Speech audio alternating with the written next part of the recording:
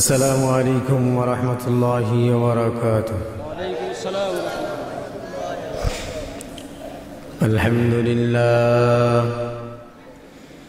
الحمد لله نحمده ونستعينه ونستغفره ونستنصره ونؤمن به ونتوكل عليه ونعوذ بالله من شرور أنفسنا ومن سيئات أعمالنا.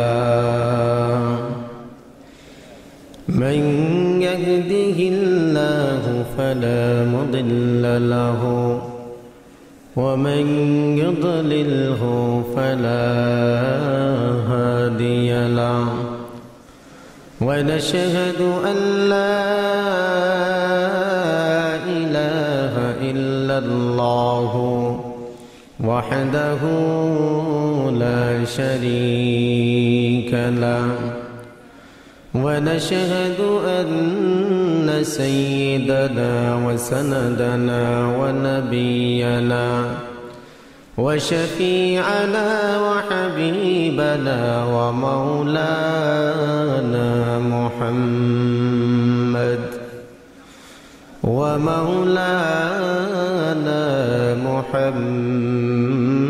محمدا عبده ورسوله صلى الله تعالى عليه وعلى آله وأصحابه وبارك وسلم تسليما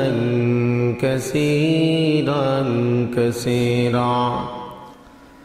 أما بعد فأعوذ بالله من الشيطان الرجيم. بسم الله الرحمن الرحيم. النار يعرضون عليها غدوا وعشيا ويوم تقوم الساعة أدخلوا آل فرعون أشد العذاب.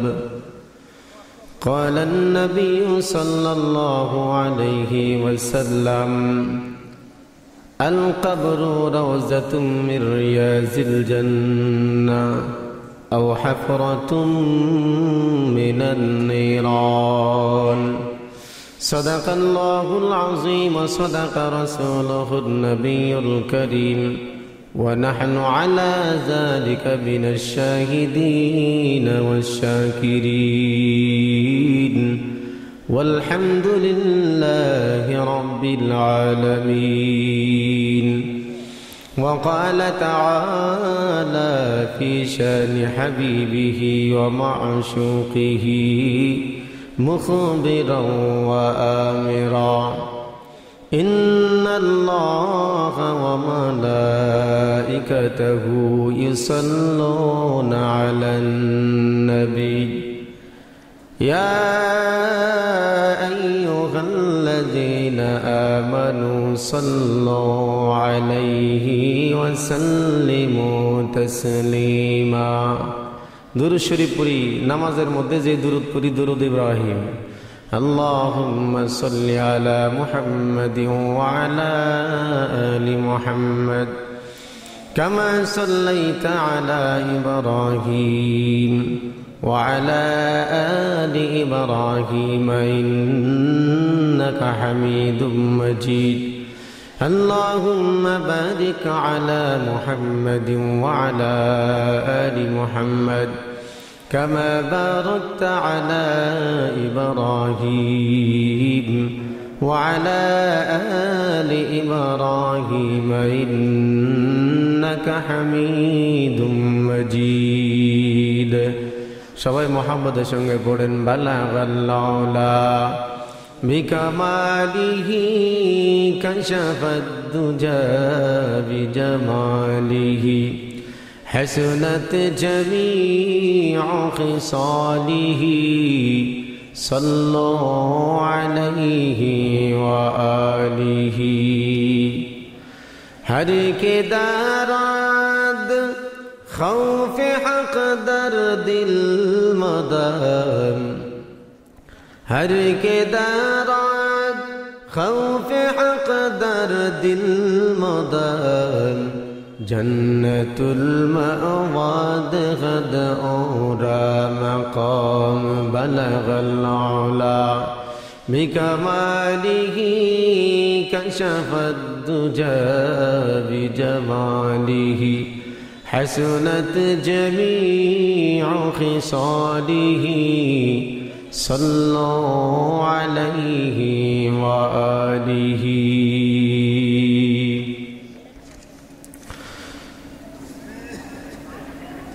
পশ্চিম বুয়াবাগ দারুল উলুম গুরুস্থান মাদ্রাসা কর্তৃক আয়োজিত বাৎসরিক বড় সভার মোহতারাম সভাপতি পীরে কামেল শেখুল হাদিস আল্লাহ হযরত মাওলানা আহমদ হুসাইন সাহেব শাইখে সেহলা ও মুহতামি মত্র মাদ্রাসা, সহসভাপতি আল্লাহ হযরত মাওলানা মুজিবুর রহমান সাহেব, প্রধান ওয়াইজ আন্তর্জাতিক খ্যাতি সম্পন্ন মুফাসসির কুরআন হযরত মাওলানা মুফতি ওয়ালিউল্লাহ সাহেব দামাত বরকাতুল আলিয়া।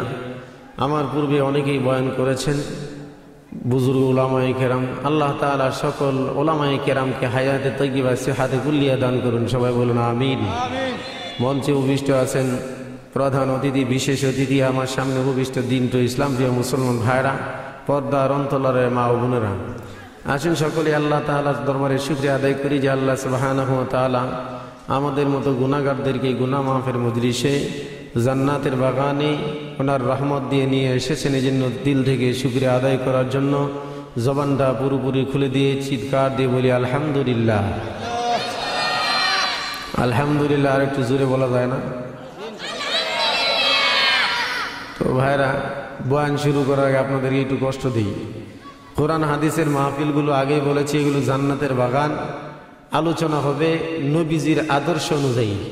নবীজি সাহাবায়ে কেরামদেরকে নিয়ে যেমনে বয়ান করতেন, এই মাহফিলগুলোর সেই নমুনা। আপনাদেরকে কষ্ট দিয়ে একটু সামনে আগায় ফাঁকা জায়গাগুলো বন্ধ করে কাছে কাছে এসে বসেন। মেহরবানি করে সবাই কাছে কাছে এসে বসেন, ফাঁকা জায়গাগুলো বন্ধ করে দেন। আরো সামনে চলে আসেন, এই যে ফাঁকা জায়গাগুলো মেহরবানি করে বন্ধ করে দেন। আরেকটু জিকির করেন লা ইলাহা ইল্লাল্লাহ, লা ইলাহা ইল্লাল্লাহ। মুখে জিকির করেন আর জায়গাগুলো একটু ছায়রা দেন। মেহরবানি করে সামনে আসেন, সামনে আসেন, ফায়দা হবে ইনশাআল্লাহ।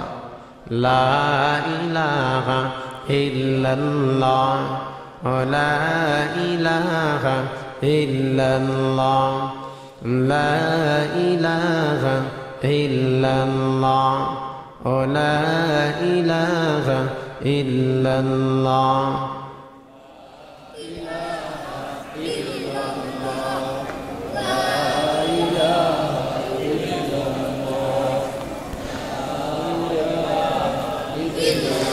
رزينا قسمة الجبار فينا لنا علم وللأعداء مال فإن المال يفنى عن قريب وإن العلم يبقى لا يزال لا إله إلا الله لا إله إلا الله لا إله إلا الله لا إله إلا الله محمد رسول الله صلى الله عليه وسلم।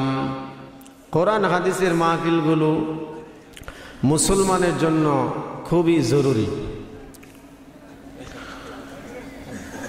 গান বাজনা প্রিয় যারা, তারা দেখবেন পকেটের মধ্যেও গান রাখে, বাসার মধ্যেও গান আছে, দোকানের মধ্যেও গান আছে। কথা ঠিক না ঠিক? মোবাইলেও গান, ঘরের মধ্যেও গান, দোকানের মধ্যেও গান। কোরআন তেলাওয়াত ওয়াজ মাহফিল যারা পছন্দ করে, তাদের মোবাইলের মধ্যে ওয়াজ আছে না নাই? ঘরের মধ্যে ওয়াজ আছে, বাজারের মধ্যে ওয়াজ আছে। পকেটের মধ্যে ছোট্ট একটা তাসবিহ রাখে, আল্লাহ আল্লাহ জিকির করে বন্দা যেদিকে চায় যেদিকে যায় যেই কাজ করে মজা পায় বন্দা ওই কাজটাই সবসময় তার সঙ্গে রাখতে চায়। এজন্য ভাইরা আমার ভালো করে কথাগুলো বুঝবেন। দুনিয়াটা হলো একটা পাকা কলার মতো, আখিরাতের জীবনটা হলো স্বর্ণের একটা টুকরার মতো। আমার উস্তাদ প্রায় সময় এই নসিহতটা করেন, দুনিয়ার জন্য যারা পাগল তারা বাচ্চা মানুষের মতো। বাচ্চা মানুষের হাতে যদি আপনি একটা 5 টাকা দামের পাকা কলা ধরায় দেন আর যদি স্বর্ণের একটা দলা ধরায় দেন, বলুন তো বাচ্চা কোনটা নিবে? ঠিকই না গণ? পাকা একটা কলা মাত্র দাম হলো তার 5 টাকা, স্বর্ণের একটা দোলা যার দাম হলো কোটি কোটি টাকা। যেই স্বর্ণের দলার মধ্যে কলা আছে, আঙ্গুর আছে, বেদানা আছে, আপেল আছে, আছে না নাই? তামাম দুনিয়ার সকল ফল ফ্রুট কিন্তু এই স্বর্ণের টুকরার ভিতরে আছে। কিন্তু বাচ্চা মানুষ বুঝে না, জানে না। ও জানে কলাটা ছিলা মাত্রই খাইতে পারবে, বড় স্বাদ লাগবে, কিন্তু স্বর্ণের দলা সাথে সাথে খাওয়া যায় না, দুইটা বিক্রি করার পরে তারপর কলা আসবে। দুনিয়ার জন্য যারা পাগল তারা ঠিক তেমন কলার জন্য পাগল। কথা বলেন ঠিক কি না? ও বুঝ বাচ্চাদের মতো কলার জন্য পাগল হয়ে গেল। বাচ্চা মানুষ বুঝলো না কলা মাত্র 5 টাকা দাম, স্বর্ণের দলাটার দাম এত বেশি বুঝে নাই, জানে নাই। এই দুনিয়ার স্বাদ যারা বুক করে রে ভাই, তারাও ঠিক পাকা কলার মতো জিনিস ধরে নিয়ে আসে। কারণ বান্দা নগদ নগদ পাইতে চায়, নগদ লাভে বিশ্বাসী, বাকিতে বিশ্বাসী না। একটু ধৈর্য ধরো রে ভাই, 5টা মিনিট পর 10 মিনিট পর যদি তুমি স্বর্ণের দোলাটা নিয়া যদি স্বর্ণালঙ্কারের দোকানে যাও, ওটা বিক্রি করার পর তোমার হাতে কোটি কোটি টাকা চলে আসবে। ঠিক তদ্রুপ মুসলমান ভাইরা আমার, ইমানদার মুমিন মুসলমান যারা নাকি আখিরাতের জন্য পাগল হয়, তারা এরকম ধৈর্যশীল হতে হয়। বাচ্চাদের মতো তাড়াহুড়া করলে কিন্তু কাজ হবে না। বন্দা এখন সব কিছু নগদে পাইতে চায়, জন্য নগদে সুদ খায়। কথা কোন ঠিক কিনা? ব্যবসা করলে বড় সময় লাগে, ঢাকা থেকে বিভিন্ন জায়গার আড়ত থেকে মাল কিনে আনতে হয়, তারপর আবার দোকানে বসে বসে বিক্রি করতে হয়, বড় ধৈর্যের ব্যাপার। কিন্তু বন্দা যদি সুদে ঋণ লাগায় দেয়, কষ্ট নাই, পরিশ্রম নাই, চাষ চলে বসে বসে আড্ডা দিবে আর টেলিভিশন দেখবে, মাস শেষে হাদিয়া তুলবে। কথা কন না? এই বন্দা বাচ্চা মানুষের মতো বুকা। কথা বলেন ঠিক কিনা? দেখেন ভাই, আমার কথার সাথে জবাব দিতে হবে, নাহলে আমি বুঝবো কেমনে জিন্দা খানায় না মুর্দা খানায়। ঠিকই না? এজন্য ভাইরা আমার ভালো করে বুঝবেন, যে সমস্ত মুসলমান দুনিয়ার লোভ লালসা দেখিয়া, সাজসজ্জা দেখিয়া, বাড়ি গাড়ি ফ্ল্যাট বাড়ি দেখিয়া পাগল হয়ে যায়, এরা হলো বাচ্চা মানুষের মতো বোকা। আর যারা আখিরাতের পাগল হয় তারা হলো জ্ঞানী মানুষ, বড় ধৈর্যশীল, বড় সবরওয়ালা। সবর যার নাই তার কিন্তু ইমানি পরীক্ষায় পাশ করতে পারে না। একটু বিপদ হয়েছে, একটু রোগ হইল, বন্দা পাগল হয়ে গেছে, আল্লাহ বুঝি আমার ছাড়া আর কাউরে দেখে না। এত নামাজ, এত রোজা, এত হজ, এত আমল করলাম, তারপর আমার বাসায় রোগ ব্যাধি ছাড়ে না, আমার সন্তান অসুস্থ, আমার বেগম অসুস্থ।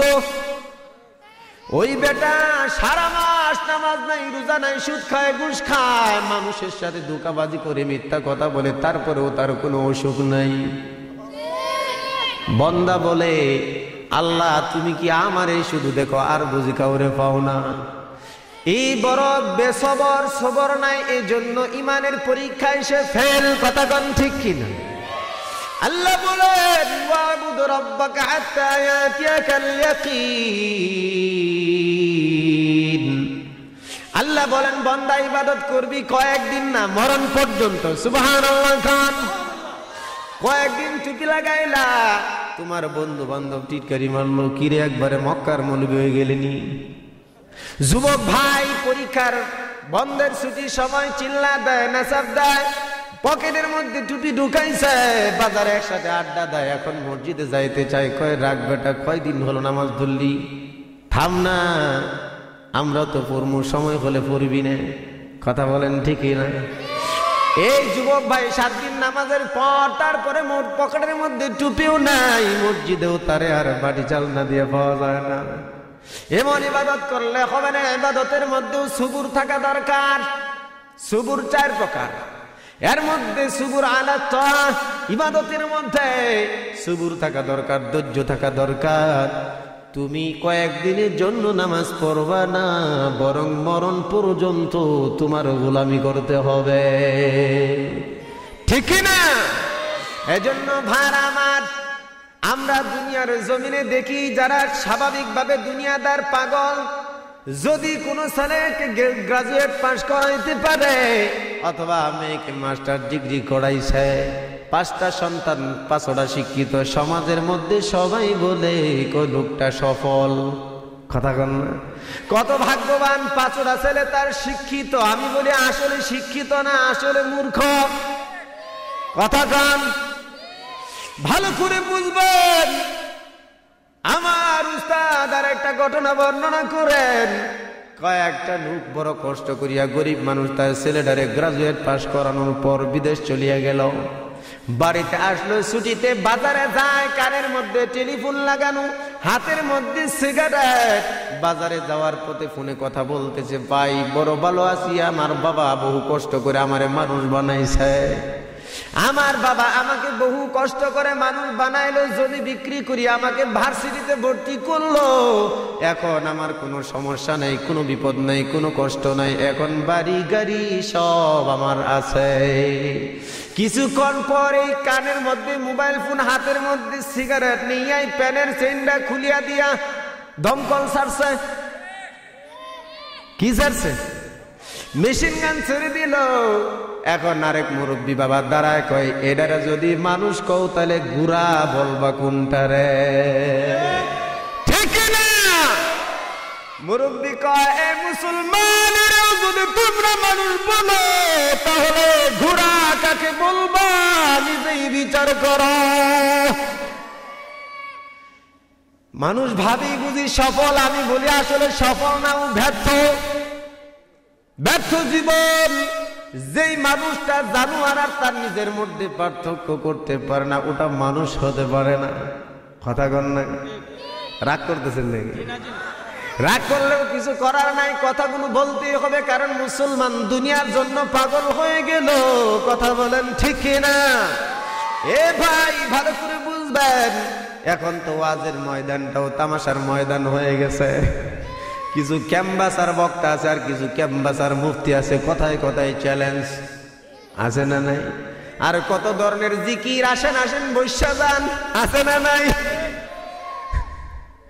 ভাইরা আমার, 1 ঘন্টা 1.5 ঘন্টা বয়ান করে, কিন্তু 1 ঘন্টা বয়ানের ভিতরে 10 মিনিট কোরআন হাদিসের আলোচনা নাই, এমন বক্তা আছে না নাই? মুসলমানগুলো ওয়াজের মধ্যে আসবে, ওয়াজ মাহফিল শুনবে, কলিজা নরম হবে, গুনার কথা মনে হবে, চোখ দিয়া পানি আসবে, তওবা করবে, তাহলে সেটার নাম ওয়াজ হবে। ওয়াজের মধ্যে আসার পর যদি তুমি হাসি তামাশার মধ্যে হাসতে হাসতে যদি ধুলায় মিশে যাও, আমি বলবো এটা ওয়াজের মাহফিল না, এটা হলো হাস্যরসের মেলা। কারণ পয়গম্বর হাদিস বলছেন, ভালো করে শুনুন। আম্মা জান হযরতে আয়েশা সিদ্দিকা রাদিয়াল্লাহু তাআলা আনহা, উনি বর্ণনা করেন, আল্লাহর পয়গম্বর যোহরের নামাজের সময় চাদর দিয়া মাথাটা ঘুরিয়া মুখটা মলিন করিয়া মসজিদের দিকে আসলেন। আমি বললাম, আল্লাহর নবী গো, মনটা কেন খারাপ, চেহারাটা কেন মলিন হয়ে গেল নবী? আল্লাহ নবী বললেন, আয়েশা জানো না, আমি যা জানি তোমরা যদি তা জানতা তাহলে তোমরা এত হাসাহাসি করতা না, কানতা বেশি, হাসতা কম। লা যাহিকতুম কালিলাও ওয়া লা বাকাইতুম কাসীরা। পয়গম্বর বলেন হাসতা কম, কাঁদতা বেশি। আল্লাহ বলেন ফাল্যাযহাকু কালিলাও ওয়া লাবকু কাসীরা। বান্দা বেশি বেশি কাঁদো আর কম কম হাসো। এখন জমিনে কান্না কম, হাসিটার সংখ্যায় বেশি, কথা কোন ঠিক না? বান্দা চার দোকানে বসছে, বন্ধু বান্ধব নিয়ে চা চলছে, সিগারেট চলছে, পান চলছে, আর হাসির মেলা। এমন আজগুবি ঘটনা শোনায়, বানায় বানায় মিথ্যা ঘটনা শোনায় বন্ধুদেরকে হাসায়, কথা কোন ঠিক না? পয়গম্বর বলেন রে উম্মত, আমি যা জানি তোমরা যদি তা জানতা তাহলে এত হাসতা না। কারণ হাসির দ্বারা কিন্তু কলিজা মরে যায়, দিল মরে যায়, আর কাদার দ্বারা দিল তাজা হয়, অন্তরে আল্লাহর মহব্বত পয়দা হয়। এজন্য ভাইরা আমার সিদ্ধান্ত নিয়েছি, কবরের আযাব সম্পর্কে কিছু আলোচনা করা দরকার, কথা বলেন ঠিক কি? কবরের কথা মুসলমান ভুলেই গেছে। কবরে যাইতে হবে, চোখের সামনে মা বাবা আত্মীয় স্বজন সবাই চলে যাচ্ছে, তারপরেও বন্দা বেখবর। কি বলবো দুঃখের কথা, জেন্টলম্যান গুলো কিন্তু বাবারে কবর দেওয়ার পাশে দাফন করতেছে। মুসলমান কতটা বেকুফ আর নাদার হইল, মুসলমানরা বাবাকে কবরে লাশ নামাইতেছে, ওই জানোয়ারটা সিগারেট টানতেছে। টেনশন, বাবা মারা গেছে, টেনশনেও সিগারেট টানে। এমন কিছু মুসলমান আছে রে ভাই, সিগারেট না ধরাইলে পায়খানা ক্লিয়ার হয় না। আবার কিছু কিছু আছে সিগারেট না ধরাইলে কম্পিউটারের হিসাবও তার মিলে না, কথা কোন ঠিক না? এটা হলো ওই নাম্বার সারা ছাগল, যে কিনা বাবার মরণের মধ্যে সুখ পাইছে, কলিজায় দুঃখ, আল্লাহর কাছে দোয়া না করিয়া সে কিন্তু সিগারেট টানে সুখ পালন করে। আরেকটা ব্যাককলের কথা বলি ভাইরা আমার, ভালো করে শোনেন। বিদেশে আমাদের ছেলেরা প্রবাসে যায় টাকা কামানোর জন্য, কথা কোন ঠিক না ঠিক? আল্লাহর এক বান্দা বিদেশে চলে গেল, দীর্ঘদিন সিটিজেন হয়ে গেছে, Australia America citizen Australia America citizen মানেই হলো সোনায় সোহাগা। বাংলাদেশের মানে ও এমন পার্সন যাকে সবাই করি জানোস নি, অস্ট্রেলিয়ার নাগরিক, আমেরিকার নাগরিক, বাবা মনে হয় যে আর সে মহল্লা চলে গেছে, ঠিক না? এ বেটা একদিন দেশে আসছে, বাবা মারা গেল, জানাজায় যাইতেছে, কাদের মধ্যে যায় নামাজ ঝুলায়। আপনারাই বলেন কয় নাম্বার পাগল হলে পরে জানাজার নামাজের মধ্যে মানুষ যায় না, যায় নামাজ নিয়ে যায়। ও ব্যাকল জানে না জানাজার মধ্যে রুকু সাজদা নাই, বুঝেন নাই? না আছে। জানাজার মধ্যে রুকু সাজদা আছে, যায় নামাজ লাগে, বিছানা চট লাগে। ও গাদা জানে না, মনে হয় জীবনে জানাজার নামাজ পড়ে নাই। এই জন্য বাবার জানাজার নামাজ পড়ার জন্য কাদের মধ্যে নতুন যায় নামাজ ঝুলায় নিতেছে, আমেরিকার থেকে আনা আসছে। এই মানুষগুলো সব পিকনিক করে হাঁটতেছে, কয়েক গাদার কাম দেখ। এ ভাই, তোমার আমার এতটা বেখবর হইলা কেন? কারণ ওই যে বাচ্চার মতো কলা দেখিয়া পাগল হয়েছ, কথা বলেন ঠিক না? ভালো করে বুঝুন, কবরের আযাব সম্পর্কে উদাসীন। দুনিয়ার জমিনে মানুষগুলো দুনিয়ার সামান্য আঘাত পাওয়ার কারণে, কষ্ট পাওয়ার কারণে মানুষ কান্না করে, চোখের পানি বিন্দু পরিমাণ সময় লাগে না। সামান্য একটা আঘাত, বন্ধু দুঃখ দিয়েছে, বন্ধু তোমাকে ধোঁকা দিয়েছে, আর যুবক ভাইরা তো একটা মেয়ের কথা শুনলেই চোখের পানি ছাড়িয়া দেয়, কথা কন না কেন? চোখের পানি যখন এটা বুড়ি গঙ্গার পানির মতো সস্তা হয়ে গেছে। কিন্তু রে ভাই, আমার কথা হইল, আল্লাহর ভয়ে কয় ফোঁটা চোখের পানি তুমি ফালাইছো? জাহান্নামের ভয়, কবরের আযাবের ভয়, একদিন তুমি এক পুরা বিন্দু পরিমাণ পানি ফালছো নাকি? তোমার মেমোরিটা খুলিয়া দেখো, একদিনও কাঁদো নাই। ব্যবসায়ী 10 খাইছো, চোখের পানি নেমে আসছে। তোমার বাবা মারা গেল, বেগম মারা গেল, চোখে পানি আসলো। এমন সামান্য একটা কাটার আঘাত লাগছে, এই জন্য তোমার চোখে পানি আসলো। সবার জন্য চোখের পানি ছাড়লা, কিন্তু এমন ভয়াবহ একটা ঘাটির নাম কবর, এই কবরের ভয়াবহ আযাবের কথা মনে করিয়া তো ভাই একদিনও এক ফোঁটা চোখের পানি ফালাইলা না। এটা এমন জায়গা রে ভাই, যে জায়গায় একবার যাওয়া যায় আর ফেরা যায় না। না কেউ আসছে আপনাদের এলাকায়? আসছেনি? 500 বছর আগে মারা গেছিল হিয়া বারাইসা কইতেছে যে আমি কিন্তু আয়া উঠছি। আছে এমন কেউ? যতই বাহাদুরা, যতই দাপটওয়ালা, ক্ষমতাওয়ালা হও, পাওয়ারওয়ালা হও, কবরের মাটি নিচে তুমি শেষ, তোমার কোনো পাওয়ার নাই। ফেরাউনের চাইতে দাপটওয়ালা মানুষ পৃথিবীর জমিনে আর আসবে না। কথা কোন ঠিক না বে ঠিক? এই জন্য ভাই ভালো করে বুঝেন, কিছু প্রশ্ন আছে আলোচনায়, আমি প্রশ্নগুলো আমি করব, আমি জবাব দেব। কারণ কবরের আযাব সম্পর্কে এখন মানুষ দ্বিধাভক্ত। কেউ কয় মানুষ মরিয়া যায়, সাগরের মধ্যে মারা গেলে ওই যে পানির মধ্যে ফেলা দেয়, তখন ওই মানুষটার আযাব কেমনে হবে? ওর তো বডি নাই। প্রশ্ন আসে না নাই? অনেকেই প্রশ্ন করেন হুজুর আযাব কি রূহের মধ্যে হবে না দেহের মধ্যে হবে? এই জবাব আমি পরে দিতেছি, আগে আমার কথাগুলো খেয়াল করে শোনেন। ভাইরা আমার, পয়গম্বর বলেন আখিরাতের 5টা বড় বড় গাঁটি, 5টা গাঁটির মধ্যে 1 নাম্বার গাঁটির নাম হলো কবর।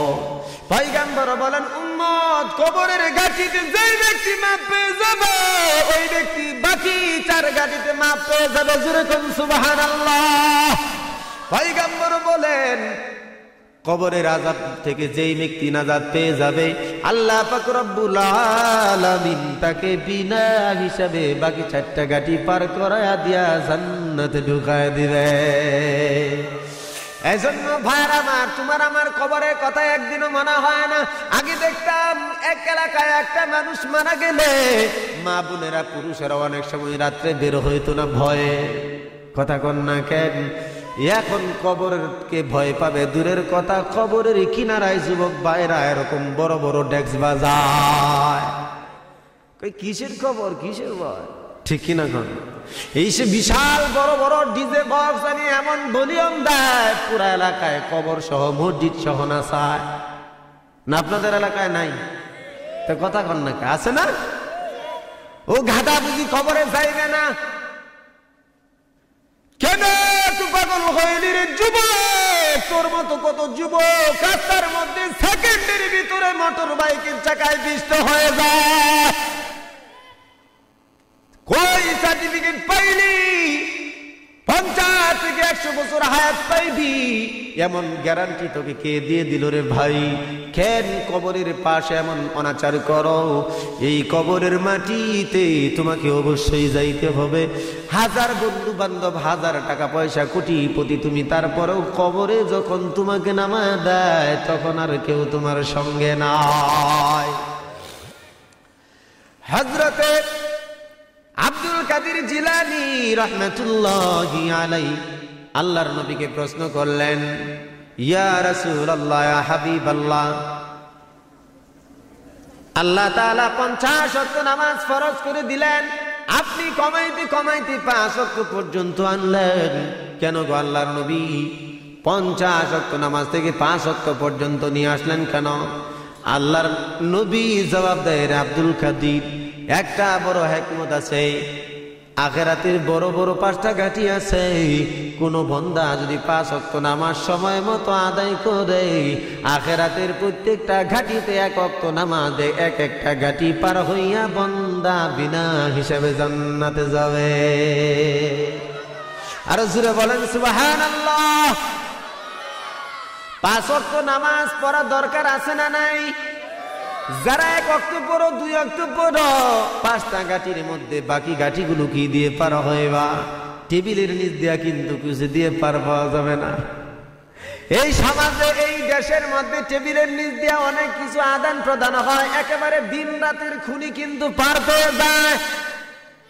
কথা বলে খুনের আসামি নাম্বার 1, সব ডকুমেন্ট আছে, তারপরেও টেবিলের নিচ দিয়া কি জাদু দিল, লোকটা বেকসুর খালাস হয়ে গেল। ঠিক কিনা বলেন?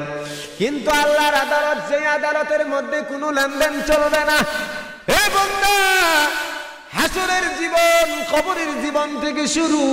কবরের জীবন থেকে তোমার যখন প্রথম গাঁটি শুরু হয়ে যাবে, কবরের সওয়াব ওই ব্যক্তি দিতে পারবে যেই ব্যক্তির 5 ওয়াক্ত নামাজ সময় মতো আদায় করেছে। আল্লাহ নবী বলেন কবরের সওয়াব ওই বান্দার জন্যই সহজ যেই ব্যক্তি জান্নাতে যাওয়ার সার্টিফিকেট পাইবে। ওই ব্যক্তি কবরের মধ্যে ঠাস ঠাস করিয়া জবাব দেয়া দিবে। যেই ব্যক্তি কবরের সওয়াবের মধ্যে দ্বিধাদ্বন্দ্ব লেগে যাবে, জবাব দিতে পারবে না, পয়গম্বর বলেন ওই ব্যক্তি প্রতিটা গাটিতেই ধরা হয়ে যাবে। মিজানের পাল্লায় নেকির পাল্লা হালকা হয়ে জাহান্নামে চলে যাবে। জোরে কোন নাউজুবিল্লাহ। এজন্য ভাইরা আমার, এখন আসুন শুনি কবর আযাব সত্য কিনা। আম্মা জান আয়েশা সিদ্দিকা রাদিয়াল্লাহু তাআলা আনহা উনি বর্ণনা করেন মুসনাদ আহমদের মধ্যে ইমাম আহমদ ইবনে হাম্বল রাহমাতুল্লাহি আলাইহি সহিহ হাদিস আনছেন, বুখারী মুসলিমের রওয়ায়াতে সহিহ। আম্মা জান বলেন আমার একজন খাদেমা ছিল, দাসী ছিল, ইহুদি মহিলা। এই ইহুদি মহিলারে আমি আমার খেদমত করতো। একদিন খেদমতে খুশি হইয়া কিছু হাদিয়া দিলাম। খেদমতে খুশি হইয়া কিছু হাদিয়া দিলাম। হাদিয়া পাওয়ার পর ইহুদি মহিলা আমার জন্য দোয়া করলো, আয়েশা গো, আল্লাহ যেন তোমাকে কবরের আযাব থেকে মাফ দেয়া দেয়। জোরে কোন সুবহানাল্লাহ। এই কথাগুলো ভালো করে শুনেন, তাফসীর ভিত্তিক আলোচনা, এজন্য এটা আপনার কাজে লাগবে। মোবাইল থাকলে রেকর্ড করেন। তাফসীর ইবনে কাসিরের মধ্যে ইমাম আহমদ ইবনে হাম্বল রাহমাতুল্লাহি আলাইহির কিতাবের একখানা হাদিস আনছেন। আম্মা জান আয়েশা সিদ্দিকা রাদিয়াল্লাহু তাআলা হাদিস খানা বর্ণনা করেন, ইহুদি মহিলার খেদমতে খুশি হইয়া আমি তাকে কিছু হাদিয়া দিলাম। মহিলা দোয়া করে দিল, আয়েশা গো, আল্লাহ যেন তোমাকে কবরের ভয়াবহ আযাব থেকে মাফ দেয়া দেয়। আম্মা জান ইতিপূর্বে কবরের আযাবের কথা আর শুনে নাই। এজন্য আল্লাহর নবী ঘরে আসার পর ডাক দেয়া কয়, ইয়া রাসূলুল্লাহ, কবরে আযাব হবে, এটা সত্য নাকি? আল্লাহর নবী ডাক দেয়া কয়, আয়েশা কে বলছে? কয় ইহুদি খাদেমাটা বলল।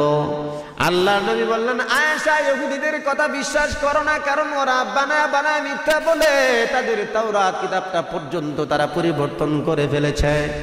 আম্মা জান চুপ হয়ে গেলেন, কারণ এই পর্যন্ত আল্লাহর নবীর কাছে কোরআন এবং হাদিস থেকে কোনো কবরের আযাব সম্পর্কে ওহী আসে নাই। আল্লাহর নবী ওহী ছাড়া কথা বলে না। কথা বলেন ঠিক না বেঠিক? রাও করে না। আল্লাহর নবী ওহী ছাড়া কথা বলেন।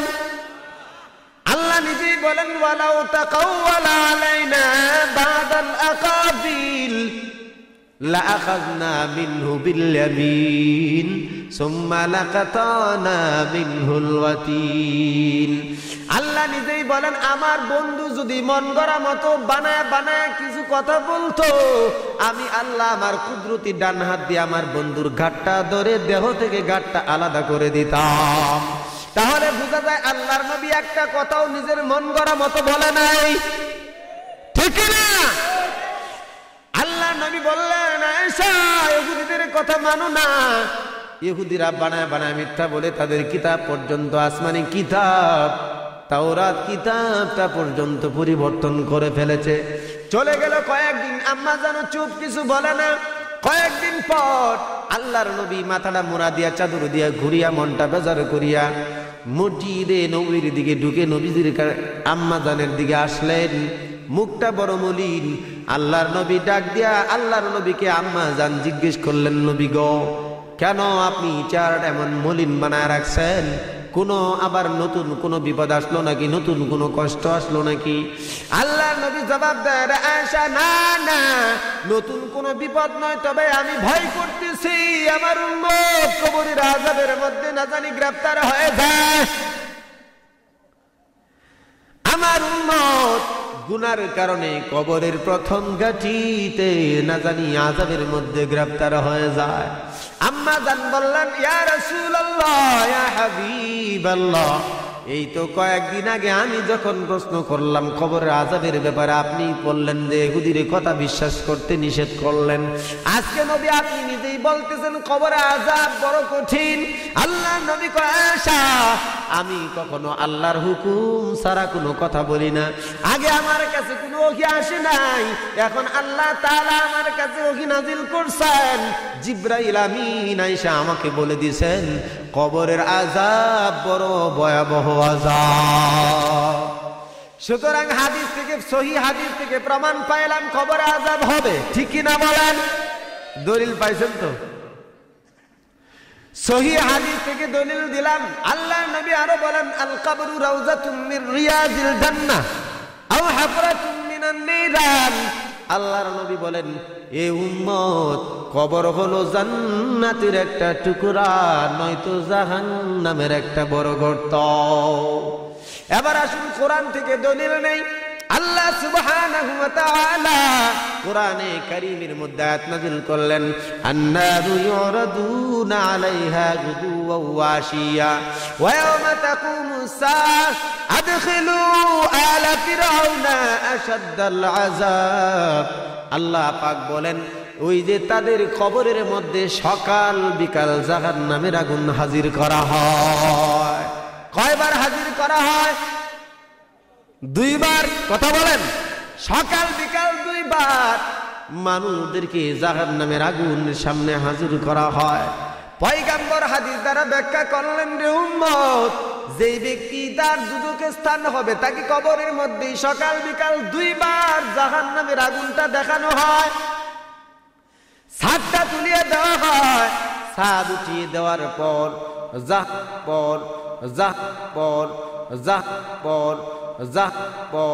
নাম থেকে সরাসরি তাকে এভাবে উপস্থাপন করা হয়, দেখলে কপাল পুরা, এই যে এটাই হলো তোর চিরস্থায়ী জায়গা, এখানেই তুই পূর্বী জ্বলবি।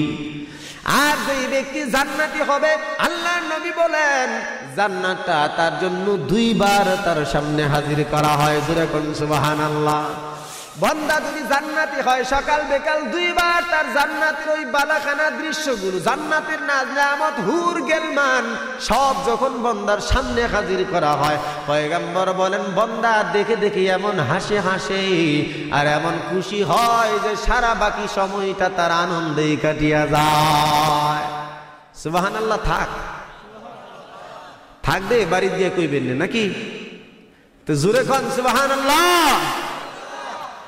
ভাইরা আমার, জাহান্নামের আগুন সকাল বিকাল দুইবার যদি হাজির করা হয়, পয়গম্বর বলেন বাকি সময়টাই জাহান্নামের আগুনের তাপেই তার কিন্তু বড় কষ্টে কাটিয়া যায়। ইমাম আউজাঈ রাহমাতুল্লাহি আলাইহি উনি বর্ণনা করেন, আমার কাছে একদিন এক লোক আসিয়া বলতেছে, ইমাম গো, দেখলাম সাগরের কিনার থেকে প্রতিদিন সকালবেলায় কিছু সাদা পাখি, সাদা পালকওয়ালা দবদবে সাদা হাজার হাজার অগণিত পাখিগুলো উড়িয়া পশ্চিমের দিকে ফিরিয়া যায়। কিন্তু রে ইমাম, বিকালবেলায় আবার এই পাখিগুলোই কিন্তু কালো হইয়া আবার সাগরে আসিয়া নামে।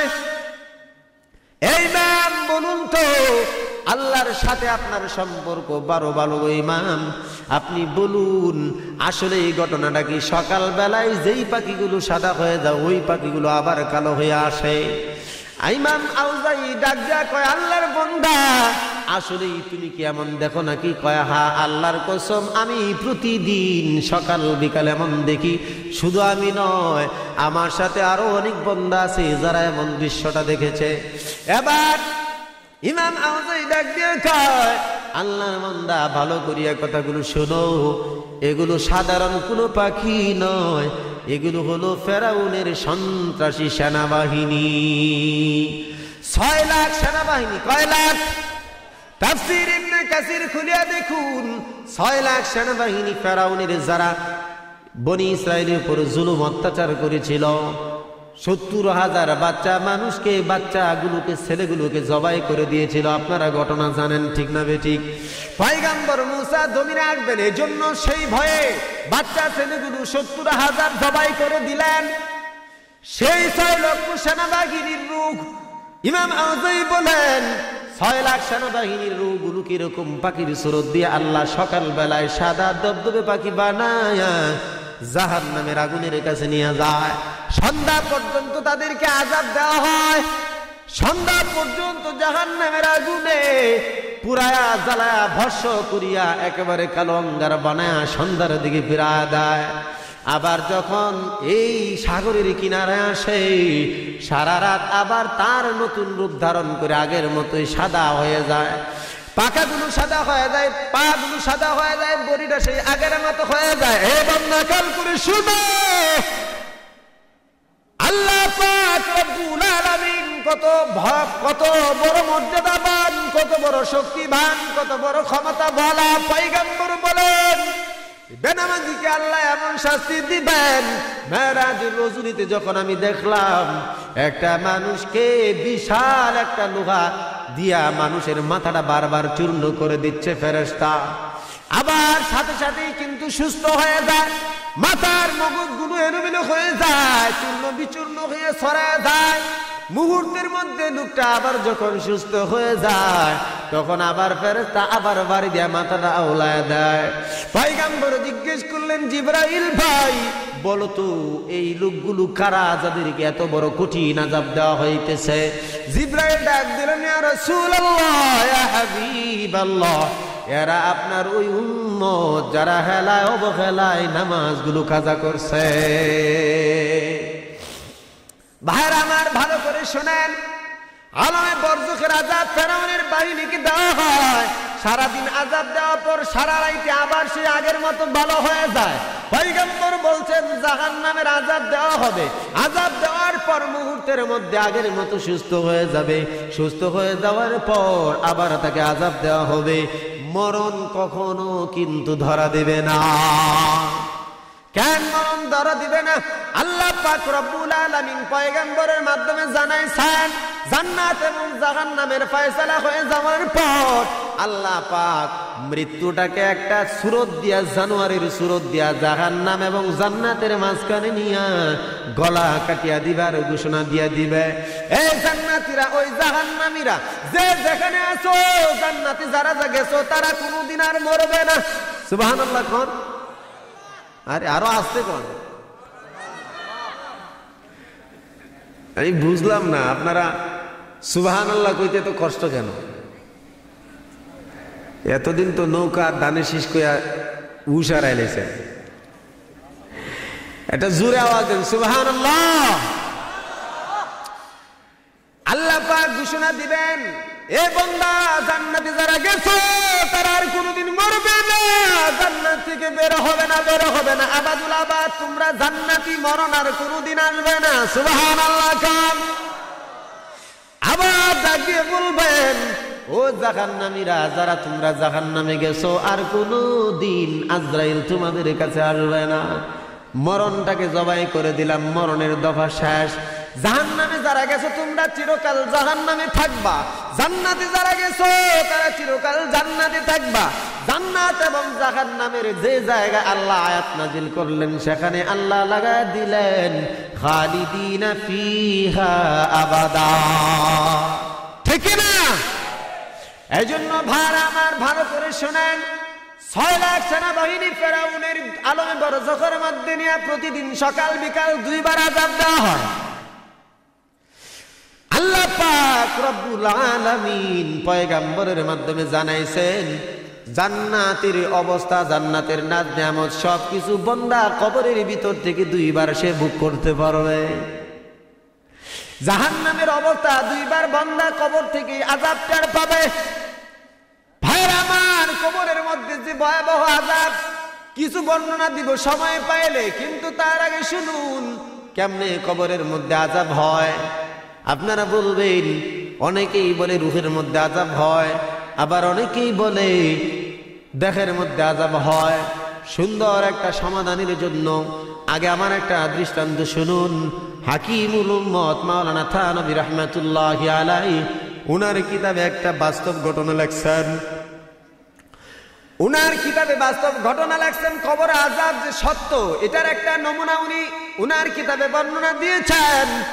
উনার সময়, উনার জামানার মধ্যে, উনার এলাকার মধ্যে একজন আল্লাহর বান্দা একটা হাড়ির কলস নিয়ে আসছে বাজারে থেকে কিনিয়া, মাটির কলস। এখন তো নাই, মাটির কলস আছে? মাটির কলস বাজার থেকে কিনে নিয়ে আসছে, কিন্তু আশ্চর্যের ব্যাপার, এই মাটির কলসের মধ্যে পানি দেওয়া মাত্রই পানিটা গরম হয়ে যায়। পানি বারবার চেঞ্জ করে কিন্তু ঠান্ডা হয় না, ঠান্ডা পানি দেওয়ার পর আবার সাথে সাথে গরম হয়ে যায়। আশ্চর্য, মানুষগুলো কোলাহল জমে গেছে, একে একে এলাকার সবাই জমায়েত হয়ে গেছে। মাটির কলস পানি পরিবর্তন করার পরও কেন গরম হয়ে যায়? কলস গরম হয় না, কলস গরম হয় না, কিন্তু মাটির কলসের ভিতরে পানিটা গরম হয়ে যায়। দৌড়ায় গেলেন তখন জামানার শ্রেষ্ঠ বুজুর্গ আল্লাহর ওলি হাকিমুল উম্মত মাওলানা থানভী রাহমাতুল্লাহি আলাইহির দরবারে গিয়ে বলেন, হুজুর আপনি একটা সমাধান দিন। কি সমাধান? কয় যে আমাদের এলাকায় একটা বিপদ দেখা দিয়েছে, অমুক যে বাজারে থেকে একটা মাটির কলস নিয়ে আসছিল, পানি রাখার সাথে সাথে গরম হয়ে যায়, কয় পানি বদল করো। কয় হুজুর একবার দুইবার নয়, শত শতবার পানি গরম গরম পানি পরিবর্তন করিয়া ঠান্ডা পানি দিলাম, তারপরে সাথে সাথে গরম হয়ে যায়। হাকিমুল উম্মত সাথে সাথে আসলেন, আসার পর কলসটা ভালো করে দেখলেন, দেখার পর বললেন, তোমরা এই কলসের পানিটা ফালা আমার সামনে নতুন করে ঠান্ডা পানি দাও। হে মুসলমান, ভালো করে একটু কথাগুলো দিমাগের মধ্যে ঢুকান। জীবনভর কত কিসা কাহিনীর ওয়াজ শুনলেন, কানলেন, চোখের পানি ফালাইলেন। আসলে জীবনের হাকিকতটা আমাদের জানা দরকার। কথা বলেন ঠিক না? বাহারা মাথা নবী রাহমাতুল্লাহি আলাইহি বললেন, রে বাবারা, তোমরা আমার সামনে কলসের মধ্যে ঠান্ডা পানি দাও। ঠান্ডা পানি দেওয়ার পর হাকিমুল উম্মত দেখলেন পানিটা সাথে সাথেই গরম হয়ে গেল। এবার হাকিমুল উম্মত থানভী ডাক দিয়ে কয়, বাবারা মনে কিছু নিও না, আমার দ্বারা এটা সম্ভব না, আমি ঘটনাটা জানি না, আমি বুঝতেও পারতেছি না। কিছুদিনের জন্য কলসটা তোমাদের বাড়ির মধ্যে হেফাজত করে রাখো, ভাঙবা না, কারো কাছে দিবা না, দেখি আল্লাহ কোনো সমাধান দেয় কিনা। সমাধান অবশ্যই আসবে, কিছুদিন তোমরা ধৈর্য ধারণ করো। কলসটা ঘরের কোনায় রেখে দেওয়া হলো। কিছুদিন পর হঠাৎ করিয়া আল্লাহর এক বড় ওলি যেমন ওই এলাকার মধ্যে আগমন করলেন। আল্লাহর ওলি আল্লাহর চিনে, কথা কোন ঠিক না বে ঠিক? আল্লাহর ওলি আল্লাহর চিনে, চুর কিন্তু চুরের চিনে। সুলতান মাহমুদ গজনবী রাহমাতুল্লাহি আলাইহি তাহাজ্জুদ নামাজ পড়ার জন্য নদীর মধ্যে ওযু করতে গেলেন। চারটা চুর চুরি করার পর হাত পা ধুইতে নদীর মধ্যে নামলো। সুলতান মাহমুদ গজনবী ভাবতেছে, বাবা, আমার রাজ্যের মধ্যে এত ভালো ভালো প্রজা আছে যারা আমার মতো তাহাজ্জুদ পড়ার জন্য ওযু করতে নদীতে আসে। সুবহানাল্লাহ কইবেন না? জোরে আওয়াজ দিয়ে বলেন সুবহানাল্লাহ। সুলতান মাহমুদ গজনবী রাহমাতুল্লাহি আলাইহি তখনকার বাদশা ছিলেন। তখন তিনি মনে মনে ভাবতেছেন, আল্লাহ তোমার দরবারে শুকরিয়া, আমার প্রজারা এত ভালো, আমার মতো তাহাজ্জুদ পড়ার জন্য ওযু করতে আসছে। চার চুরায় কয়, হায় হায় রে, আমরা যদি চুর ছিলাম মনে করলাম, না না, ওই দেখ দাড়িওয়ালা আরেকটা চুর, সেও কিন্তু চুরি করে হাত ধুইতেছে। আরেকটা দলিল নেন, হযরত আবু বকর সিদ্দিক রাদিয়াল্লাহু তাআলা আনহু পয়গম্বরের বাল্যকালের বন্ধু, মাত্র বয়সে পয়গম্বর থেকে 2 বছরের ছোট। 2 বছরের ছোট হযরত আবু বকর খেলার সাথী, একেবারে ছোট কাল থেকে পয়গম্বরের সাথে সময় কাটাইছেন। আল্লাহর নবীর সামনে দাঁড়ায় হযরত আবু বকরে ডাক দেয়া কয়, আল্লাহর নবী গো, আল্লাহর কসম, আপনার চেহারাটা পূর্ণিমার চাঁদের চাইতেও সুন্দর। কিছুক্ষণ পর হযরত আবু বকরের সামনে আবু জাহেল আসছে। আবু জাহেল আইসে কই, মুহাম্মদ, তোমার চেহারাটা দেখি পাতিলার মতো, ওই পাতিলার তলার মতো কালো মার্কা, তোমার চেহারাটা এমন কে চেহারা তো কালো, কেন ভালো দেখা যায় না? আল্লাহ নবী বললেন, চাচা তুমি ঠিক বলেছো। হযরত আবু বকর কয়, চাচা, হযরত আবু বকরকে বলতেছে, আবু বকর তুমিও ঠিক বলেছো। হযরত আবু বকর ডাক দিয়ে কয়, আল্লাহর নবী, আমি বললাম পূর্ণিমা চাঁদের মতো সুন্দর, আপনি বললেন ঠিকই বলেছি। আবু জেহেল বলল আপনি পাতিলার মতো কালো, তাও বললেন আবু জেহেলও ঠিক বলেছে। হাকিকত কি আল্লাহর নবী খুলে বলুন। আল্লাহর নবী কয়, এই আবু বকর আমার চেহারাটা হইল একটা আয়নার মতো। সুবহানাল্লাহ। আমার চেহারাটা আয়নার মতো, আয়নার মধ্যে যে যার চেহারা যেমন তেমনই দেখা যায়। বুসা মার্কা যদি একটা মাই আয়নার দিকে তাকায় তাহলে তার আর বিশ্ব সুন্দরী লাগবে না। কথা কর না কেন? আবার বিশ্ব সুন্দর যদি আয়নার দিকে তাকায় তাহলে কালো মার্কা লাগবে না, যা চেহারা আছে আয়না তাই দেখায় দিবে। আল্লাহ নবী কয়, আবু বকর তুমি যখন আমার দিকে তাকায় বলছো আমি সুন্দর পূর্ণিমা চাঁদের মতো, আল্লাহর কসম রে আবু বকর তোমার চেহারাটাই আমার চেহারায় দেখতে পাইছো। আবু জাহেল তো শয়তান, ও তো তার নিজের কালো মার্কা চেহারাটা আমার মধ্যে দেখতে পাইছে। এই জন্য ভাই আমার উলামায়ে কেরামকে যারা দেখতে পারে না আসলে তারাই কিন্তু খারাপ। কথা কয় না? উলামায়ে কেরাম যদি উলামায়ে কেরামের যারা বিরোধিতা করে আর বলে উলামায়ে কেরামেরা মৌলবীরা দেশটারে খাইছে, মৌলবীরা আগে জাহান্নামে যাবে, আমি বলবো আসলে তুই খারাপ। কারণ উলামায়ে কেরাম নায়েবে নবী, উলামায়ে কেরাম হলো মুসলমানদের আয়না। একজন মানুষ, সাধারণ মানুষ যদি একজন আলেমের চেহারার দিকে তাকায় থাকে, পয়গম্বরও বলেন নুরানি চেহারার কারণে সারাদিনের সগীরা গুনাহ মাফ হয়ে যায়।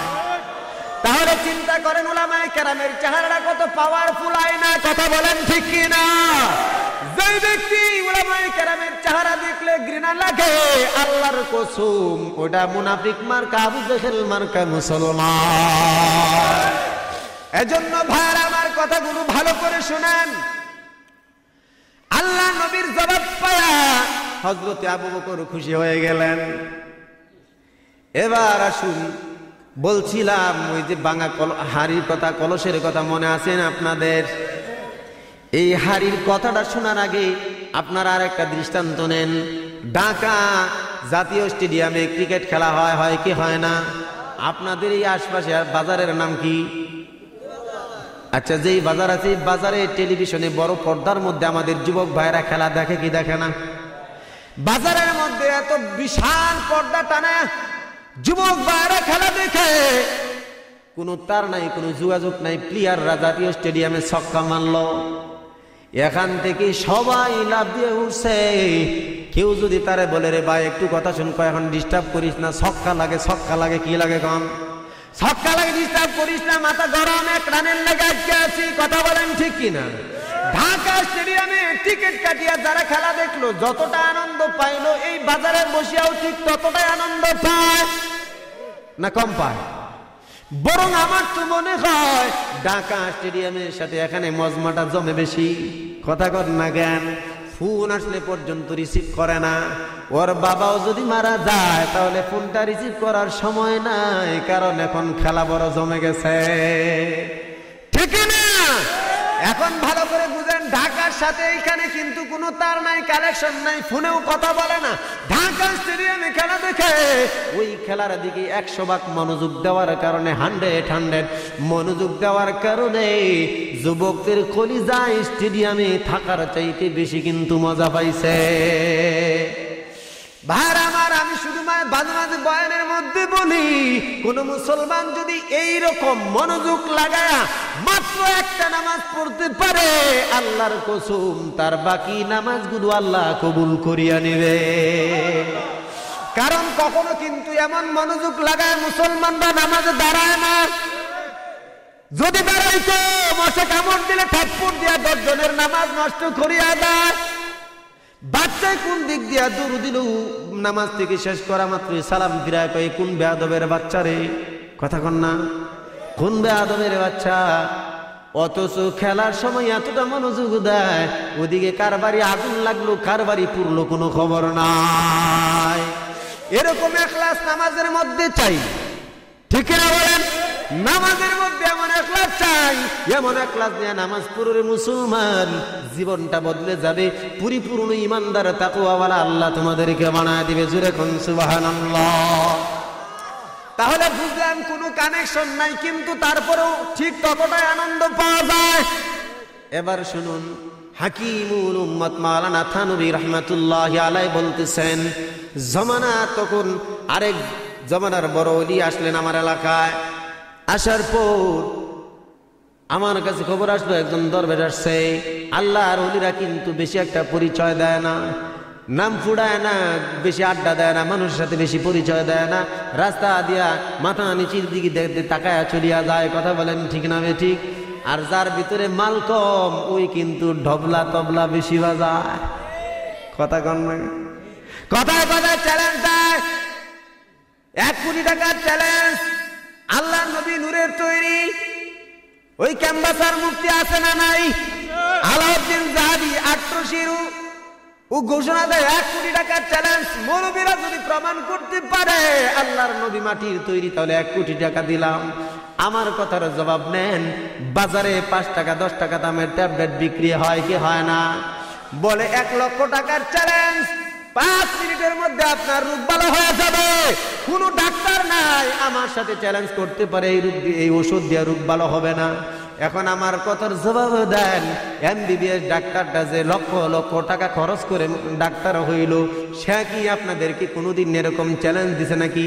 এই যে ওষুধ দিলাম রে বাবা, অবশ্যই অবশ্যই 100% গ্যারান্টি ভালো হয়ে যাবে, দিছে? দেয় না কেন? কারণ ও জানে যে ঔষধ ভালো করার ক্ষমতা, ওষুধ ভালো করার ক্ষমতা আমার কাছে নাই। ঠিক কিনা বলেন?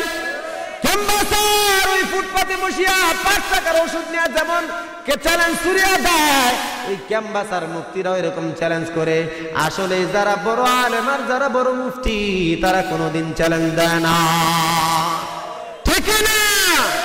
মাসলা দরকার তোমার, তুমি মুফতিরে খুঁজবা, ফুটপাতে মাসলা দিবে কেন? ঠিক কিনা বলেন?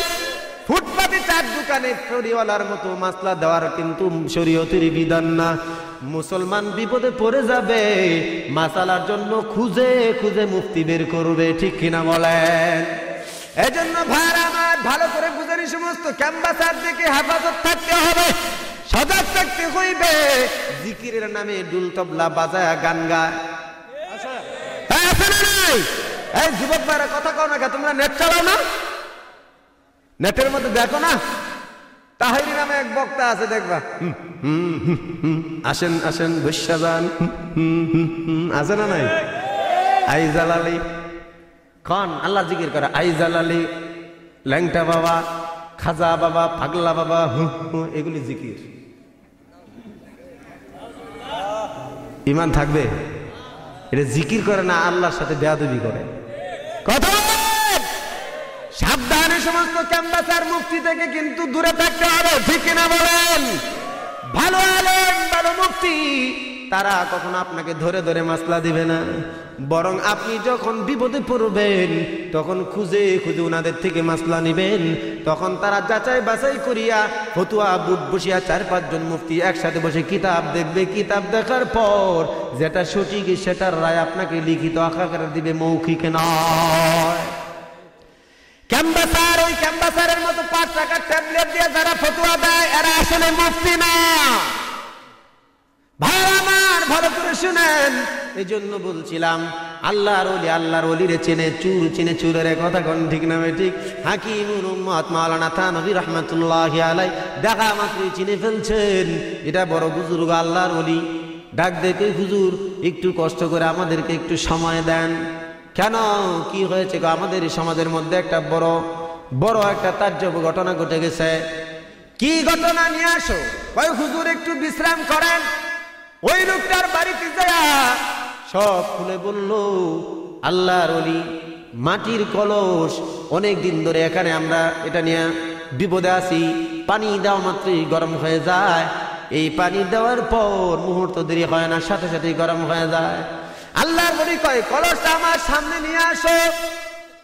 এ ভাইরা আমার ভালো করে শুনেন, আল্লাহ পাক রব্বুল আলামিন কোরআনে কারীমের মধ্যে আয়াত বলছেন, ফামান ইউরিদিল্লাহু আন ইয়াহদিয়াহু ইয়াশরাহ সাদরাহু লিল ইসলাম।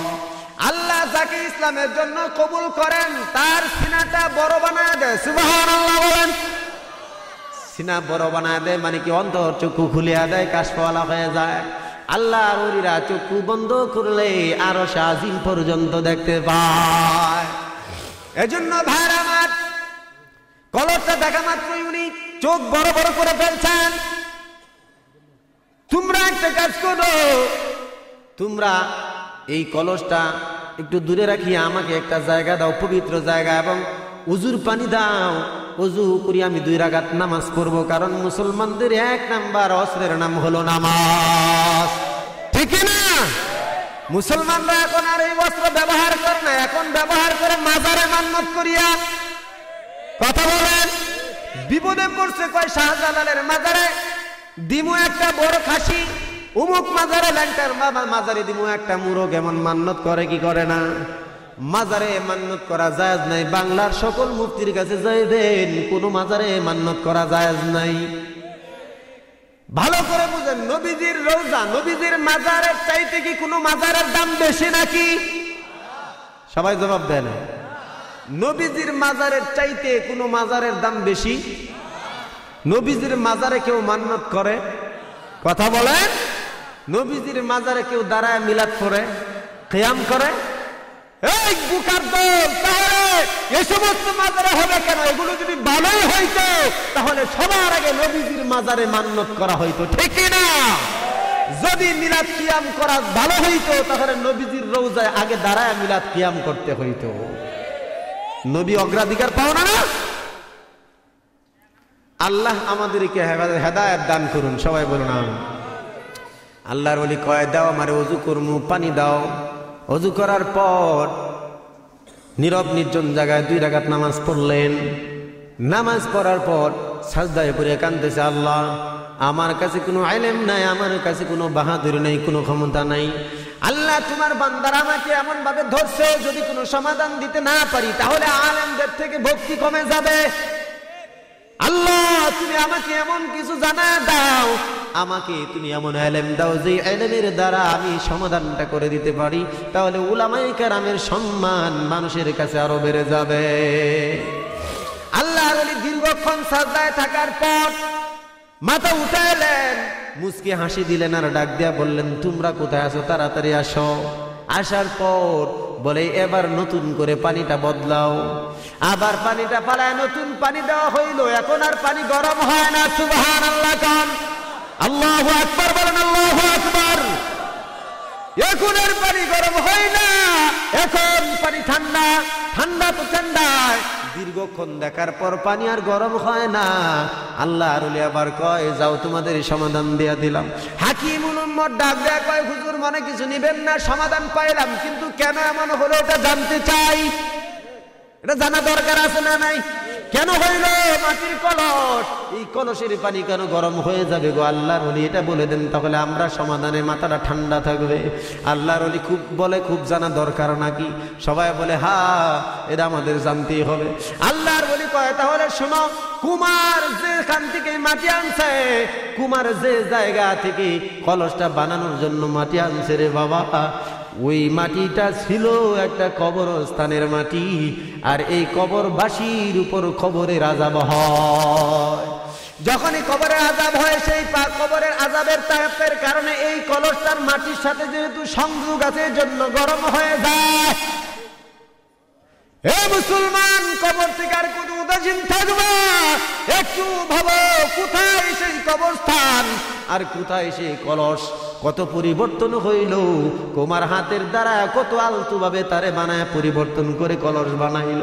জায়গার সাথে কোনো সম্পর্ক নাই, দূরে চলে আসছে, তারপরেও কিন্তু আযাব ঠিকই হচ্ছে, ঠিক কিনা বলেন? ঢাকা শহরে খেলা দেখে বাংলার জমিনের আনাচে কানাচে যুবকরা লাফায়। মনে রাখি ওরে যুবক ভাই, তুমি যেমন ঢাকা শহরের খেলা দেখে আরাম পাও, তেমনি কিন্তু তুমি যেখানেই মারা যাও, যেখানেই তুমি থাকো, আল্লাহর কবরে আযাব ঠিকই পৌঁছে যাবে। সাগরের মধ্যে মারা গেছে, তোমাকে ফালায় দিছে, সাগরের হাঙ্গর কুমির তোমাকে খেয়ে ফেলছে, ভাবছো তোমাকে পাইবে না। না না, আল্লাহর পয়গম্বর বলেন, দেহ এবং রূহ দুইটার মধ্যে আযাব হয়। দেহ এবং রূহ দুটার মধ্যে আযাব হয়। আল্লাহর নবী বলেন, রূহ আর দেহ যদি একসাথে থাকে তাহলে সেখানে একসাথে আযাব হয়, আর যদি দূরে থাকে রূহ এক জায়গায়, আর যদি দেহটা আরেক জায়গায় আলাদা বিচ্ছিন্ন থাকে, আল্লাহর নবী বলেন বিচ্ছিন্ন টুকরাগুলোর মধ্যে আল্লাহর আযাব পৌঁছে যায়। এজন্য আমরা প্রমাণ পাইলাম কবরের আযাব সত্য, ঠিক কিনা বলেন? কেমনে হবে, কোথায় হবে, সেটারও জবাব পাইলাম না? সন্দেহ আছে কারো এখনো?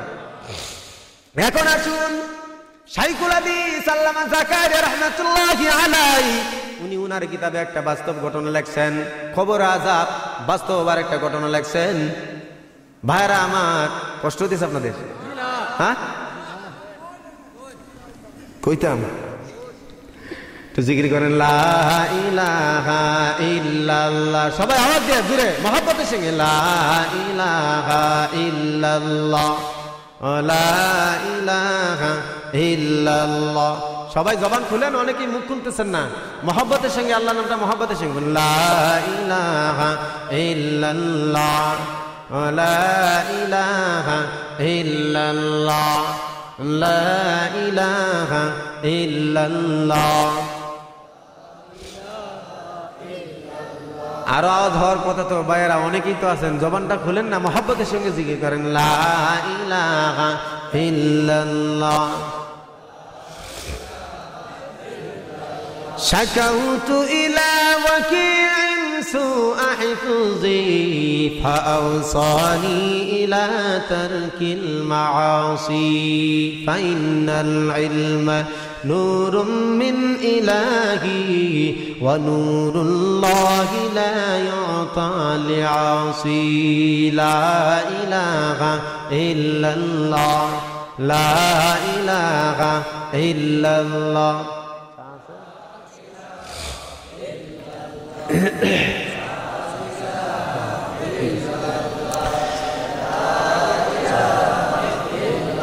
লা ইলাহা ইল্লাল্লাহু মুহাম্মাদুর রাসূলুল্লাহ। জোরে বলি সাল্লাল্লাহু আলাইহি ওয়াসাল্লাম। শাইখুল হাদিস আল্লামা জাকারিয়া রাহমাতুল্লাহি আলাইহি উনার কিতাবে একখানা ঘটনা লেখছেন, বাস্তব ভিত্তিক ঘটনা। এক মা বিয়ে বসার পর যখন তার প্রথম সন্তান কন্যা সন্তান হয়েছে, মা বোনেরা যারা পর্দার আড়ালে আছেন ভালো করে কথাগুলো শুনেন। এই বয়ানটার মধ্যে আপনাদের জন্য অনেক শিক্ষণীয় ব্যাপার আছে। একটা কন্যা সন্তান হওয়ার পরই স্বামী মারা গেল। আমরা দেখি বাংলার জমিনে অনেক মা এমন আছেন, প্রথম সন্তান একটা সন্তান হয়ে যাওয়ার পর স্বামী যদি মারা যায় অথবা চলিয়া যায় ত্যাগ করিয়া, তারপরে আর বিয়ে বসে না সন্তানের জন্য, ঠিক না বলেন? মানুষের বাড়ি বাড়ি কাজ করিয়া হলেও, গার্মেন্টসে চাকরি করিয়া হলেও কিন্তু সন্তান পালন করে। যদি বলে বিয়ে বসো না কেন, বিয়ে করবো কেমনে, সন্তান এটাকে দেখবে কে? আমি যদি বিয়ে বসি তাহলে ওই পুরুষ আমার এই সন্তানকে ভালোভাবে নেবে না। আমার সন্তানের জন্য আমার জীবন যৌবন কুরবানি দিলাম, কথা বলেন ঠিক না? এমন মায়েদেরকে হাজার সেলুট জানাই। আজকাল কিছু মায়ের নামের কলঙ্ক আছে, যারা নিজের সন্তানগুলোকে এতিমের মতো ফালায়া পরকিয়া করে আরেকজনের সাথে ভাগিয়া দাও। এমনও মা আছে, আছে না? নাই এমনও মা আছে, মোবাইল ফোনে সব ধ্বংস করলো রে ভাই। 4 জনের মা মোবাইল ফোনে কয় আমি 17 বছরের যুবতী, স্কুলে কলেজে পড়ি। আল্লাহ আমাদের সবাইকে হেফাজত করুন, সবাই বলুন আমিন। এই মা সন্তান হওয়ার পর কন্যা সন্তান হয়েছে, এখন আর বিয়ে বসে না। বিয়ে না বসিয়া সন্তানটারে লালন পালন করে, নিজ হাতে গোসল দেয়, নিজ হাতে খাওয়ায়, মুখের মধ্যে খাবার তুলিয়া দিয়া তারপরে নিজে খাবার খায়। একদিন 2 দিন এভাবে চলার পর সে মেয়েটা বড় হয়ে গেল, যুবতী হয়ে গেল, বিয়ের সময় হয়ে গেছে। নাদুস নদুর চেহারা, খুব ভালো সুন্দর যুবতী। এমন মা জমাইছে, মা তার এই যুবতী মেয়েকে আগে নিজে মুখে লুকমা দিয়া তারপর নিজের মুখে লুকমা দেয়। এত মহব্বত, এত ভালোবাসা মার মেয়ের। হঠাৎ করিয়া সামান্য একটা রোগাক্রান্ত হইয়া যুবতী মেয়েটা মারা গেল। যুবতী মেয়ে মারা যাওয়ার পর মা দুঃখিনী, যেই মেয়ের জন্য স্বামী পর্যন্ত গ্রহণ করে নাই, এই মা এমন ভাবে ভেঙে পড়ছে, পাগলিনী মতো হয়ে গেছে। বাড়ি করে যায় না, কবরের কিনারে এখন রাত কাটায়, সারা রাত কবরের কিনারায় থাকে। সারাদিন থাকে, খাওয়া নেই, নেওয়া নেই, গোসল নেই। টুপিওয়ালা দেখলেই পা ধরিয়া জড়ায় ধরে, হুজুর বলুন তো আজকে কদিন হয়ে গেল যেই মেয়েটাকে আমি মুখে খাবার তুলে খাওয়াইতাম, গোসল করায় দিতাম, হুজুর গো একবার বলুন তো এমন কোন আমল আছে নাকি যে আমল করলে আমার মেয়ের অবস্থাটা জানতে পারবো? হুজুর আজকে কদিন যাবত আমিও খাই না, কারণ মেয়েরে খাওয়াইতে পারি না। আমার মেয়ে গোসল করলো কিনা এটা আমি এখনো জানি না, খাইলো কিনা জানি না, এই জন্য আমিও খাই না। হুজুর আপনার পায়ে ধরে আপনি আমাকে এমন একটা আমল বলে দিন যাতে আমার মেয়ের কবরের অবস্থাটা আমি জানতে পারি।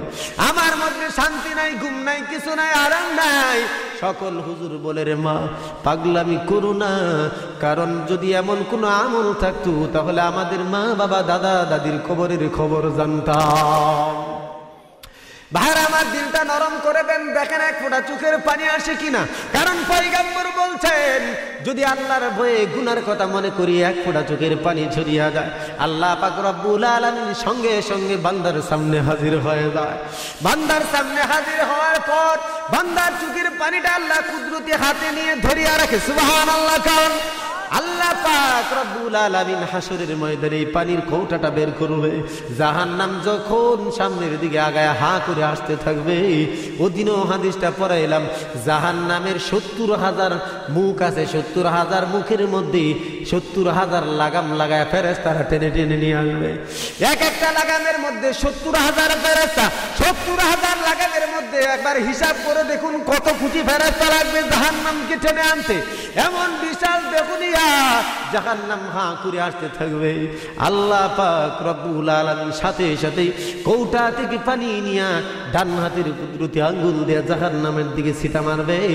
জাহান্নাম সাথে সাথে 500 বছরের রাস্তা দূরে সরিয়া যাবে। জোরে কোন সুবহানাল্লাহ। জিজ্ঞেস করা হবে মাওলা এই পানি থেকে এত পাওয়ার, এই পানির কি এত পাওয়ার, কোন পানি? আল্লাহ জবাব দিবেন রে বান্দা এটা কিন্তু আবে জমজমের পানি না, হাউজে কাউসারের পানি না, এটা আমার বান্দা গুনার কথা মনে করিয়া আফসোস করিয়া তওবা করিয়া কাঁদছে, আমি আল্লাহ চোখের পানিগুলো আমি আমানত রাখছি। এজন্য ভাই আমার মাঝে মাঝে আল্লাহর ভয়ে কাঁদবেন। পারবেন না ইনশাআল্লাহ? আল্লাহ নবী বলেন কাঁদতে পারিস না, দিলগুলো শক্ত হয়ে গেছে, তাহলে কান্নার মতো অভিনয় করবি, আল্লাহ পাক রব্বুল আলামিন তারপরে তোরে মাফ করিয়া দিবে। সুবহানাল্লাহ। ভাইরা আমার মা দুঃখিনী টুপিওয়ালা দেখলেই পা জড়ায় ধরে। এবার বলতেছে একদিন, 2 দিন, 3 দিন নয়, 15 দিন চলিয়া গেল, মা খায় না। কয়দিন? 15 দিন পর 15 দিন পর্যন্ত মা না খাওয়া বন্ধ করিয়া কবরের কিনারায় রাত কাটায়। আপনারা আমার একটা কথার জবাব দেন, বাংলার বুকে নয় সারা বিশ্বের মধ্যে এমন একজন বাবা বের করেন তো যেই বাবা সন্তানের কবরের মধ্যে রাত কাটায়। খুঁজে পাবেন? পাবেন না। মার কলিজার মধ্যে আল্লাহ এই পরিমাণ দরদ ঢেলে দিয়েছেন, এই জন্য মা কবরের মধ্যে সন্তানের লাশ নামানো জায়েজ নাই। কারণ বাবা কিন্তু শক্ত দিলওয়ালা, 2 সাইডে সন্তানের লাশটা নামায়া কবরের 2 পাশে 2 হাত দিয়ে বড় করিয়া বাবা শান্ত মুখে চলিয়ে আসে। কথা কোন ঠিক না? কিন্তু মা যদি সন্তানের লাশ নিয়ে কবরে যায় রে ভাই, তাহলে সন্তানের সাথে খবরেই থাকিয়া যাবে। আনবে না, মার বুকের কবর থেকে উঠে আনবে না। মার কলিজার মধ্যে এমন ভালোবাসা আল্লাহ তাআলা পয়দা করে দিলেন, 15 দিন পর্যন্ত কবরের কিনারে রাত কাটায়, কোনো ভয় নাই, শ্রীগাল কুকুরের পর্যন্ত ভয় নাই। 15 দিন পর আল্লাহর কলি রাস্তা দিয়ে হাঁটিয়া যায়। মা এবার এমন ভাবে জড়ায় ধরছে, আল্লাহর বলি রে আজকে যদি তুমি আমাকে এমন আমল না বলো তাহলে তোমার কদম আমি ছাড়ব না। আল্লাহর ওলি বলতেছে রে মা পাগলামি করো না, আমরা কোনো মিথ্যা বলি না। আমাদের মা বাবা আত্মীয় স্বজন কত পুরুষ পর্যন্ত খবরে চলে আসে, একদিন পর্যন্ত আমরা কোনো আমল দিয়ে বলতে পারলাম না। আল্লাহর নবী এমন কোন আমল বলে যায় নাই, এমন আমল আমরা আজ পর্যন্ত জানতে পারি নাই। রে মা ছেড়ে দাও, পাগলামি করো না, আল্লাহর কাছে দোয়া করো যদি আল্লাহ দয়া করিয়া তোমার সন্তানকে দেখায়। কোন আমি মানি না, তুমি আমাকে বলে দিতে হবে তারপরে ছাড়বো। আল্লাহর বলি কি কোনো বাঁচার উপায় নাই? এবার ডাক দিয়ে কয়, রে মা, জমানার শ্রেষ্ঠ বুজুর্গ হাসান বসরি জীবিত আছে, হাসান বসরির কাছে যাও, সমাধান যদি কোনো থাকে তাহলে হাসান বসরি দিতে পারবে। সুবহানাল্লাহ, রাসূল বলেন সুবহানাল্লাহ। জামানার শ্রেষ্ঠ বুজুর্গ হযরতে হাসান বসরির চাইতে এই সময় আর কোনো বুজুর্গ নেই, কারণ সরাসরি যিনি হযরতে আলী মুর্তজার কাছ থেকে ইলম শিখছেন, হযরতে আলী রাদিয়াল্লাহু তাআলা আনহুর ছাত্র। ইলম যদি বেশি থাকে তাহলে হযরতে হাসানের কাছে যাও। মা দুঃখিনী পাগলিনীর মতো ওনাকে সে পাগল বেশি দৌড় দিলেন। হযরতে হাসান বসরি দরবারে গিয়ে পাগলিনীর মতো পড়ে গেলেন, ডাক দিয়ে বলতেছে, হাসান, আমাকে একটা আমল বলে দাও, শুনলাম তুমি জমানার শ্রেষ্ঠ বুজুর্গ, জমানার বড় বলি। এ হাসান, 15 দিন হয়ে গেল আমার সন্তান কবরের মধ্যে আছে রে হাসান, আজও পর্যন্ত একবারও জানতে পারলাম না আমার মেয়েটা খাইলো কি খাইলো না, গোসল করলো কি করলো না। এ হাসান, আমি কিন্তু 15 দিন ধরে খাই না, আল্লাহর কসম, তুমি যদি আমাকে কোনো আমল না দাও তাহলে কিন্তু আমি তোমার দরবার ছেড়ে যাব না। হাসান বসরি জবাব দেয়, মা পাগলামি করো কেন? এমন আমল তো কেউ জানে না, আমি হাসানও জানি না। হাসান বসরিকে ডাক দিয়ে কয়, যতই করো যতই বলো আমি তোমার দরবার ছাড়ব না। এবার হযরতে হাসান বসরি কয়, ঠিক আছে মা, তবে তোমাকে একটা আমল বলে দেই, এটা কিন্তু কোনো কোরআন হাদিসে পাইবা না। হুজুর বসা কথা না, আমি শুনেন, আপনারা বসুন বসুন, আপনারা থামেন, আপনারা থামেন, আপনারা থামেন, আপনারা থামেন, আপনারা থামেন, আপনারা থামেন। তুমি আমল করবা, আল্লাহ তাআলা যদি দয়া করেন তাহলে তুমি দেখতে পারো। কি আমল বলে দাও? আমল হলো বাড়িতে যাইয়া পাক বিছানায়, বিছানার মধ্যে শুইবা, 2 রাকাত নামাজ পড়বা, প্রতি রাকাতে আলহামদুলিল্লাহ সূরার পর সূরা আলাম নাশরাহ লাগা 3 বার পড়বা। এইভাবে 2 রাকাত নামাজ পড়ার পর কিবলামুখী হয়ে শুয়ে যাইবা। ঘুম আসার আগ পর্যন্ত নবী পাকের উপর দুরূদ ইব্রাহিম পড়তে থাকবা। আল্লাহর বান্দি বাড়িতে চলে যাওয়ার পর, নামাজ পড়ার পর ঘুমের আগ পর্যন্ত দুরূদ শরীফ পড়তে লাগলেন। হঠাৎ করে শেষ রাতে আল্লাহর বান্দির চোখটা লেগে গেল, তাকায় দেখে তার এই যুবতী মেয়ে জাহান্নামের আগুনে জ্বলতেছে, হাওমাও করে কাঁদতেছে আর বলতেছে, রে মা, এত কষ্ট, এত মেহনত করিয়া আমাকে তুমি লালন পালন করলা, এ মা, আসলে তুমি আমার জন্য ভালোবাসো নাই। আমাকে যদি ভালোবাসতা তাহলে তুমি আমাকে পর্দায় রাখতা, নামাজ শিক্ষা দিতা। তুমি আমাকে পর্দা শিক্ষা দাও নাই, নামাজ শিক্ষা দাও নাই, শুধু গোসল আর খাওয়া দাওয়া নিয়ে ব্যস্ত ছিলা। এ মা, তুমি আমার আপন নয়, তোমার অলসতার কারণে আজকে আমার খবরে আজাব হইতেছে। ঠিক কিনা বলেন?